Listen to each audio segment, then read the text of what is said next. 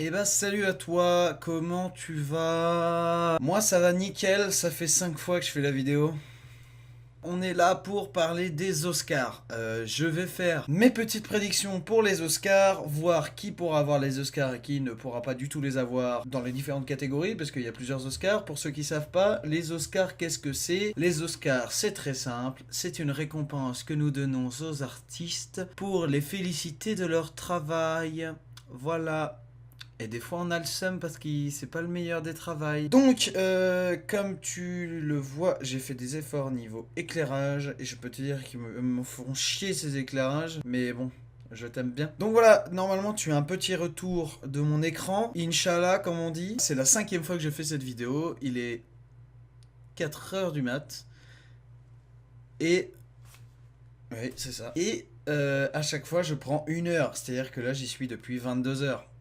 Yes, 4 heures du mat, 22 heures, 4 heures du mat, j'arrête pas. Donc on va parler des Oscars. Et oui, et nous commençons avec la partie la plus importante, c'est-à-dire le meilleur film de 2018. Il y en a sûrement un petit peu de 2019, je sais pas. À chaque fois que je dirai une petite prédiction, nous verrons Enzo du futur, qui nous dira si oui ou non mes prédictions étaient bonnes ou non.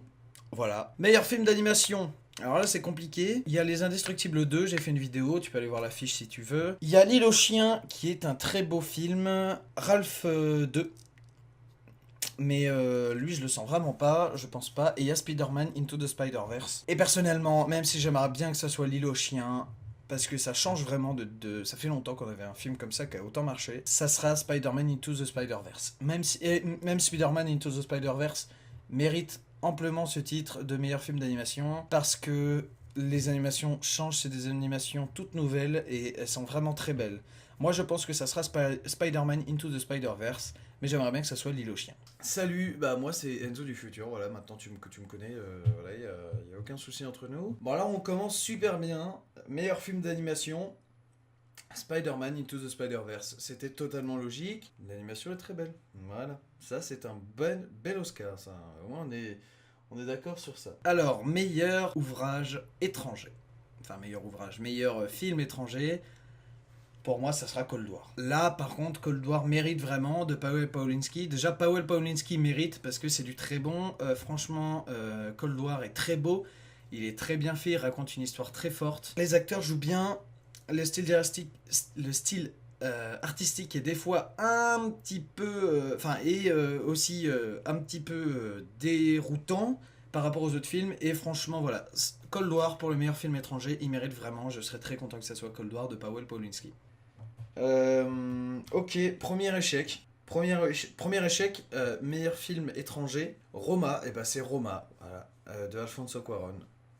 C'est mexicain, Roma. Voilà, premier échec, que veux-tu voilà, je ne suis pas parfait partout. Je suis quand même content que ça soit Roma parce que voilà, c'est un bon film, même si parce que je me suis renseigné du coup sur ce film. Je n'en ai pas entendu parler tout simplement parce que il n'a pas été distribué en France. Du coup, c'est pour ça. Et je suis assez content que ça soit Roma au final, voilà.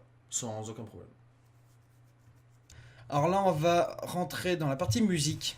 Donc là, la meilleure bande son, ça sera Mary Poppins Returns, je pense. Parce que Black Panther, c'est pas des trucs que les Oscars aiment. A Beale Street Cool Talk, c'est de l'opéra, enfin c'est pas de l'opéra, c'est du classique. Et Mary Poppins, bah, c'est de la musique de Disney. Et il n'y a pas à foutre, les musiques de Disney sont très bonnes. Et voilà, je pense que Mary Poppins Returns mérite ce titre de meilleure musique, enfin meilleure bande son. Alors là, et ben... Deuxième échec. Deux de suite, Black Panther pour la meilleure musique. Oui, oui, oui. Panther. Voilà. Au lieu de Mary Poppins, Black Panther. Voilà, voilà. Deuxième échec. Nous avons ici, attention les yeux, la meilleure musique originale.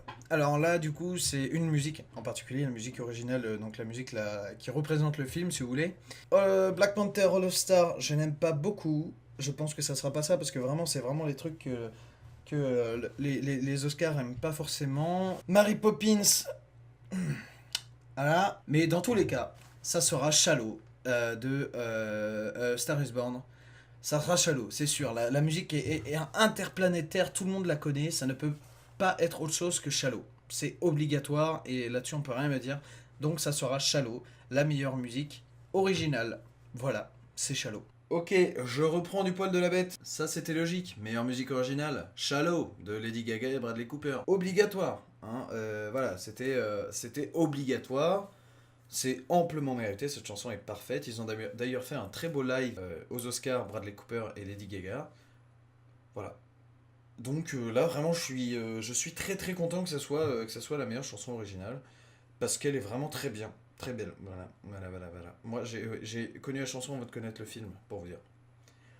Au niveau des effets visuels, alors là, ça va être chaud entre Avengers, Ready Player One, Solo, Star Wars Story, First Man, Christopher Robin. Bon, les animations sont belles, mais c'est de la merde ce film. N'allez surtout pas le voir. J'ai dormi devant. C'est soit tu t'endors, soit t'as envie de te suicider en fait. Ce film est horrible. Pour moi, ça sera, même si Solo, Star Wars Story, c'est de la merde. Moi, j'aimerais bien que ça soit Ready Player One, mais je pense que ça sera Solo, Star Wars Story. Voilà, je vais prendre un joker. Je dis Ready Player One et Solo, Star Wars Story pour les meilleurs effets visuels. Pour les meilleurs effets visuels, ce n'est ni Star Wars ni Ready Player One, mais First Man. Voilà. Les effets visuels de First Man, moi je comprends pas. Ils sont pas ouf. Genre la fusée, enfin, de ce que je me souviens, c'est pas ouf. Et franchement, Ready Player One ou Star Wars méritaient largement plus que First Man. Mais voilà, parce que moi dans mes souvenirs, First Man est vraiment, niveau effet visuel, est vraiment pas ouf quoi. Quand on voit Saturn V décoller, c'est pas ouf ouf quoi. Voilà. Mais bon, voilà, moi je trouve que c'est un bon film. Bon, on va dire oui, ok. Là par contre pour le sound mixing, pour moi ça sera First Man, parce que forcément quand on met une fusée, qu'on va sur la lune, qu'on va dans l'espace, le son est très très très très très important au niveau du mixage. Donc pour moi ça sera First Man. Ça peut se tirer la gueule avec Black Panther, mais ça sera First Man, parce que vraiment il le mérite. Et voilà, pour moi First Man au niveau du sound mixing, s'il vous plaît messieurs, mesdames. Alors attends, parce que là... meilleur mixage son, Bohemian Rhapsody, sans deck. Genre, il y a. Genre. Enfin. Il y a First Man dans le lot quand même. Il y a First Man. Et vous me claquez Bohemian Rhapsody en meilleur son de mixing. Non, mais sans deck. Non, par contre, là, Là, ça commence à être show the night. Hein. Là, va falloir arrêter de déconner. Franchement, là. Voilà. Non. Non, là je suis pas d'accord. Bohemian Rhapsody, retourne au placard, s'il te plaît. Il y a des musiques de Queen, vous êtes fait avoir par la musique de Queen, quoi, les Oscars. Sans déconner, arrêtez un peu, merde. Donc, le meilleur sound editing. J'aimerais bien que ça soit First Man, parce que le son est bien géré, est vraiment bon. Mais ça sera Bohemian Rhapsody. Là, c'est obligatoire, il y a de la musique de Queen, ça va être Bohemian Rhapsody. Et ça me fait mal au cul que le film gagne juste parce qu'on a mis des musiques de Queen. Et franchement, ça me fait chier, mais ça sera Bohemian Rhapsody pour les musiques de Queen. Meilleur montage son. Alors là, j'avais vu juste parce que du coup, c'est Bohemian Rhapsody. C'est Bohemian Rhapsody. Parce qu'il y a des musiques de Queen. C'est tout. Voilà, juste parce qu'il y a des musiques de Queen, c'est le meilleur sound editing. Voilà. Vraiment, c'est juste parce qu'il y a des musiques de Queen. Mais c'était sûr. Meilleur montage. Bohemian Rhapsody, putain, dégage, merde. Et Bohemian Rhapsody n'aura pas l'Oscar du meilleur montage, c'est un fait. La raison, c'est très simple. Pendant 2h30, on se voile la face sur le fait que Freddie Mercury soit gay. Je ne comprends pas pourquoi, ce n'est pas un mal d'être gay. Puis, ensuite, on s'engueule avec le groupe. Puis, on fait un concert et tout va bien. Puis, Freddie Mercury est à moitié gay, alors que Freddie Mercury était gay, ce n'est pas un problème. Pourquoi se voiler la face encore une fois? Puis je m'engueule avec mon groupe, puis je me réconcilie en faisant un concert. Voilà, c'est ça pendant 2h30. Pendant 2h30, c'est cette trame-là. Donc non, tu n'auras pas le meilleur montage. Et si tu l'as, je pète ma table. Par contre, Vice, encore une fois, Green Book, c'est du classique. The Favorite, c'est du classique. Black Clansman peut s'en sortir. Mais Vice, le montage est dynamique, mais en même temps très bien géré. Il est pas trop dynamique, il est pas trop mou. En fait, c'est vraiment, il est vraiment bon. Et il sait s'adapter le montage en fonction de ce qui se passe dans l'espace. Voilà, en fonction de ce qui se passe à l'image, je voulais dire, monsieur. Meilleur montage. Alors là, je me suis bien planté comme il faut, et j'ai les nerfs, mais vraiment, genre rien que de le lire, j'ai les nerfs. Bohemian Rhapsody encore pour film editing. Ça ne va pas du tout. Je répète, je suis gamé pas trop. Je m'engueule, je me réconcilie avec mon groupe en faisant un concert. Voilà, c'est ça pendant 2h30. Et je comprends pas pourquoi le meilleur montage pour Bohemian Rhapsody. Sans deck, il y a Vice en face. Vice. Rien à voir, rien à voir. Bohemian Rhapsody, c'est une coquille vide, quoi. Putain, c'est ouf. Meilleure photographie, meilleure lumière. Cold War. C'est un film en noir et blanc. Alors, gérer la lumière dans un film en noir et blanc, c'est compliqué. Parce qu'il faut donner du relief à l'image, vu qu'on n'a pas la couleur. Donc elle est assez bien gérée. Malgré tout, des fois, on a des décors qui sont un peu niqués. C'est-à-dire qu'on a des lumières un peu niquées, surtout la scène dans la ville, où il y a un moment, on le voit courir de dos, et devant, on voit la ville, sauf qu'en fait, c'est du faux. Et en fait, on veut faire passer ça pour du faux, mais en même temps, c'est trop réaliste pour que ça soit du faux. Donc en fait on est là et du coup on sait pas si c'est du vrai ou du faux. Du coup ça fait un peu effets spéciaux mal branlés et ça nous sort complètement du film. Donc vaut mieux faire un truc un petit peu plus sale encore, mais au moins on sait que c'est du faux sans aucun problème. Voilà, même si c'est une direction artistique qu'ils voulaient prendre, je peux comprendre complètement. J'adore ce style de point de vue, mais voilà. The Favorite, c'est du classique. Never Look Away, je n'ai pas vu. Désolé, Roma, je n'ai pas vu. Mais alors, Roma, je n'en ai même pas. Elle est partout, hein, Roma, il est partout. Je n'en ai même pas entendu parler. Dans mes salles qui sont autour de chez moi, aucune ne le diffusait. Et A Star Is Born, et moi je pense que voilà, ça sera A Star Is Born parce que c'est une ambiance assez chaleureuse. Tout le long du film que j'adore, les lumières sont bien gérées et Dieu sait que c'est difficile de filmer dans des endroits sombres. Bon, après ils ont le matos, mais. Donc voilà, moi je pense que ça sera A Star Is Born. J'aimerais vraiment que ça soit A Star Is Born pour la meilleure photographie. Voilà. Meilleure photo. Et bah, encore un plantage, dis donc. Roma de Alfonso Cuarón, toujours, hein, c'est toujours lui. Donc, encore un plantage. Voilà, bravo Enzo. Yes. Meilleur make-up et coiffure. Mary Queen of Scots, du classique, on en fait depuis des années. Vice, du classique. C'est des coupes très classiques, Vice, je sais même pas ce qu'il fout là-dedans. Par contre, Border, si je vous montre. Je vais mettre une image de elle. Vous voyez le make-up qui est fait. Elle est toute boursouflée. Il y a les poils, il y a tous les pores de la peau, il y a les yeux. Enfin les yeux, oui, c'est normal. Mais le make-up est vraiment bien fait. Encore la coiffure, c'est compliqué de faire du décoiffé quand on veut coiffer. Donc encore la coiffure, voilà, c'est pas le plus. Là, il n'y a pas vraiment de truc vraiment chaud, mis à part Mary Queen of the Scots, si c'est vraiment leurs vrais cheveux, là je suis d'accord. Par contre, niveau make-up, Border nique tout le monde. Hein. Franchement, le make-up est vraiment super bien fait. Donc ça, sans aucun souci, Border pour le make-up et coiffure. Meilleur make-up et coiffure, c'est où? Vice. Meilleur make-up. Meilleur make-up et coiffure. Vice, sans déconner. Devant, il y avait The Favorite. Et il y avait Border. Border, le make-up et coiffure de Border est ouf.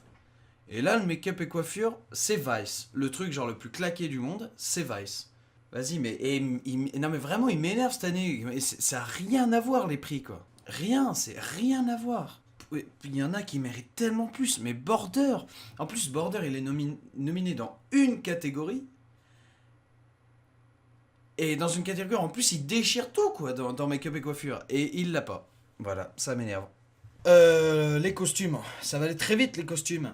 Du western, on en fait depuis des années des costumes de western. C'est pas le truc le plus compliqué à faire. The Favorites, oui, ok. Mais non. Mary Poppins Returns, je vois même pas pourquoi il est là-dedans, parce que vraiment les costumes sont absolument banals. Là-dedans, il y a Black Panther. Et Black Panther, je pense qu'il mérite vraiment ce titre de meilleur costume, vu que Black Panther a des costumes totalement pétés du slip, qui sont beaux, bien faits, et en même temps qui changent et qui sont compliqués à faire, parce que c'est des trucs qu'on n'a pas l'habitude de faire comme costume. Donc voilà. Pour moi, ce sera Black Panther pour les costumes design. Meilleur costume. Et bah voilà, meilleur costume, Black Panther, bah ça je l'avais dit, voilà, non mais ça c'est normal, franchement c'est normal, donc c'est Ruth Carter qui a fait les costumes pour ceux qui veulent l'engager. Voilà, ça c'est normal et franchement je suis content pour Black Panther, voilà. Salut Enzo, t'as fait un point en plus, je sais pas combien on en est là, je sais pas, je dois avoir 4 points quoi. Oh là, je suis claqué. Alors, meilleur décor. Pour moi, ça sera The Favourite. Parce que The Favourite, faut recréer tout un décor de château moderne, enfin d'époque. Faut recréer tout un décor qui plus est fidèle et très bien fait. On est d'accord, il y a First Man. First Man qui est un beau film, mais en même temps beaucoup moins compliqué à faire que The Favourite. Dire un cockpit, c'est moins grand qu'un château. Tu vois. Donc voilà, pour moi, ça sera The Favorite pour le meilleur décor. Alors, pour la... Bah du coup, pour la Planté aussi, hein. Black Panther, oui, non, mais ça paraît logique aussi, mais... Il y en a beaucoup sur fond vert. C'est ça qui me dérange dans Black Panther. Et dans tous les derniers films de super-héros, d'ailleurs, tout est sur fond vert. C'est ça qui me dérange vraiment. Parce qu'il n'y a pas un vrai travail de décorateur. Là, le vrai travail de décorateur, par exemple, dans The Favorite, était vraiment ouf, quoi. Voilà, demi-teinte, vraiment, cette année, je suis nul, hein. Je suis claqué, vraiment. La meilleure adaptation sur écran. J'aime beaucoup Black Klaxman et A Star is Born en même temps, quand l'actrice à qui on raconte la vie joue dedans. Et bah, voilà quoi. Je pense que je vais utiliser mon deuxième Joker. Comme ça, hop. Black Klaxman et A Star is Born. Voilà, j'utilise mon deuxième Joker. Enfin, mon troisième Joker. Désolé, j'en avais 3. Je les ai tous utilisés, mais je pouvais pas faire autrement. Là. Meilleure adaptation. Bah alors, décidément, je suis une bête. Meilleure adaptation, voilà, Black Klaxman. C'était normal, et voilà, ça je suis très content pour Black Klaxman parce qu'il a au moins eu un titre, hein, Bohemian Rhapsody. Voilà, Black Klaxman mérite vraiment, voilà, c'est très très bien, moi je suis très content. Et pour le meilleur original, la meilleure écriture originale, pour moi, ça sera Vice. Ce film est excellent, je le rappelle. Voilà, pour moi, ça sera Vice. Voilà, Vice pour la meilleure écriture. Meilleur scénario original, Green Book face à Vice. Ouais. Ouais, ça se... Voilà, Green Book, je suis content pour lui. Désolé, Vice. J'étais pour Vice, mais vas-y. C'est pas grave. Meilleur film d'animation, il y en a beaucoup, je pensais pas qu'il y en a là en avoir autant, mais moi je dirais que c'est Bao. Bao qui est très mignon, très touchant, très bien fait aussi niveau très bien fait. Pixar, les animations sont très belles, fluides, enfin voilà, il n'y a rien à dire sur Bao, même si des fois on comprend pas trop l'histoire de Bao, c'est quand même vraiment sympa et voilà, je pense que ça sera Bao en meilleur court-métrage, qui passait d'ailleurs juste avant Les Indestructibles 2 Bao. Alors, meilleur court-métrage d'animation, un point de plus, Bao, mais oui, c'est un Disney Pixar, qui plus est très beau. Donc Bao, voilà, vraiment, ça, je suis très content, il est amplement mérité. Voilà, je suis vraiment très content, Bao, très mignon, très cute. Mais de toute façon, c'était sûr que ça allait être un Disney Pixar tous les ans, c'est un Disney Pixar qui a soit le meilleur film d'animation, soit le meilleur court-métrage d'animation, de toute façon. Donc là, le meilleur film d'animation, c'était Spider-Man, on peut pas tout faire aussi, voilà, Spider-Man... Bon, Spider-Man, c'est un petit peu Disney maintenant, mais celui-là n'a pas été fait par Disney, donc oh, c'est le bordel. Alors là, nous avons, attention, les actrices de second rôle. Alors là, j'en connais un peu plus, j'en connais 2. Ben non, en fait, j'en connais pareil, du coup. Alors, je connais Amy Adams et Emma Stone, mais alors, dans tous les cas, même si je connaissais les autres, c'est Emma Stone qui va l'avoir. Pourquoi, me direz-vous ? Parce que Emma Stone, c'est bail, je le répète. Et Emma Stone joue beaucoup trop bien. Surtout quand elle est avec Ryan Gosling dans La La Land. Voilà, voyez ce film, il est géant. Emma Stone, actrice de second rôle. Alors, meilleure actrice de second rôle, mesdames et messieurs, meilleure actrice de second rôle. Et bah c'est Regina King. Bah voilà, hein. Je l'avais dit, je connaissais pas. Voilà, donc moi j'avais dit Emma Stone, mais voilà, c'est Regina King. Bah bien joué Regina King. Dommage Emma Stone. Emma Stone, toujours baillé, hein, t'inquiète pas. Attention, acteur de second rôle. Acteur de second rôle, meilleur acteur de second rôle. Alors là, ça va être rapide. Ça va être Sam Rockwell de Vice. Voilà, salut. Non, je vais aller un petit peu plus loin, mais Mahershala Ali... de Green Book, je trouvais qu'il jouait bien dans Les Figures de l'Ombre. Mais alors dans Green Book, je trouve qu'il est hyper plat, qu'il s'en bat un peu les couilles du film. Et voilà, en fait, il est comme ça tout le temps. Tout le film, il est comme ça, il est hyper plat, il a aucune expression faciale. Le mec, vraiment, on se demande ce qu'il fout là. Le casting est à peu près bon, c'est-à-dire qu'il a été assez bien choisi par rapport au rôle qu'il doit incarner. Mais, désolé, t'as pas fait du bon taf. Nous avons Adam Driver, par contre, de Black Klansman. Adam Driver, très bon. Par contre, Sam Rockwell dans Vice, il est très très bon. Il incarne parfaitement son personnage. Tout va vraiment bien avec ce mec et franchement, rien à dire pour Sam Rockwell. Donc, Sam Rockwell, meilleur acteur de second rôle. Alors, meilleur acteur de second rôle. Alors là... vous vous souvenez de Anne du passé qui disait que Mahershala Ali ne pouvait pas du tout l'avoir parce qu'il jouait comme une tange dans Green Book. Et bah il l'a eu. Voilà, franchement je suis énervé, genre vraiment ça m'énerve. Je suis deg, vraiment je suis deg pour Sam Rockwell et même celui qui est dans Black Klansman vraiment mérite plus que Mahershala Ali. Mahershala Ali joue vraiment super mal dans Green Book, je suis dégoûté. Franchement, regarde, je pleure. Alors là on arrive sur actrice de second rôle. Et je suis désolé, mesdames, mais je n'en connais que 2 sur les 5. Désolé, voilà. Non, vraiment, je connais Olivia Colman et Lady Gaga. Mais je vais dire Lady Gaga. Non, pas par défaut, d'abord. Non. Je vois pas qu'est-ce que vous dites là. Meilleure actrice, Olivia Colman. Voilà, la deuxième que je connaissais. Ça m'étonne pas, Olivia Colman, très bon. Je suis pas deg, voilà. Franchement, voilà, Olivia Colman, sans souci. Alors là... Acteur de premier rôle. Alors là, je veux bien. Il y a Christian Bale de Vice. Il y a Bradley Cooper de Star is Born. Nous avons William Dafoe qui joue dans At Eternity's Gate. William Dafoe, je l'adore. Et Viggo Mortensen aussi. Viggo Mortensen qui est aussi très bon, qui joue dans Green Book, qui est le blanc en question. Mais les gars, désolé. Il y a Rami Malek, c'est pas vous qui l'aurez, c'est Rami Malek, le meilleur acteur. Mais bien sûr, c'est Rami Malek, et heureusement que c'est Rami Malek. Bon Dieu, qui joue bien ce con. Non vraiment, mais Rami Malek, c'est impressionnant la prestation qu'il nous fait dans Bohemian Rhapsody. Il relève vraiment le niveau du film. Hein. Sans lui, le film n'a plus aucun intérêt. Hein, vraiment, voilà, Bohemian Rhapsody, c'est de la merde. Mais Rami Malek joue super bien, il interprète super bien Freddie Mercury. Et le mec a énormément, parce que j'ai regardé des interviews du coup, et le mec a énormément bossé son rôle, il était vraiment très engagé. Donc vraiment, Rami Malek, il mérite vraiment l'Oscar du premier rôle. Vraiment,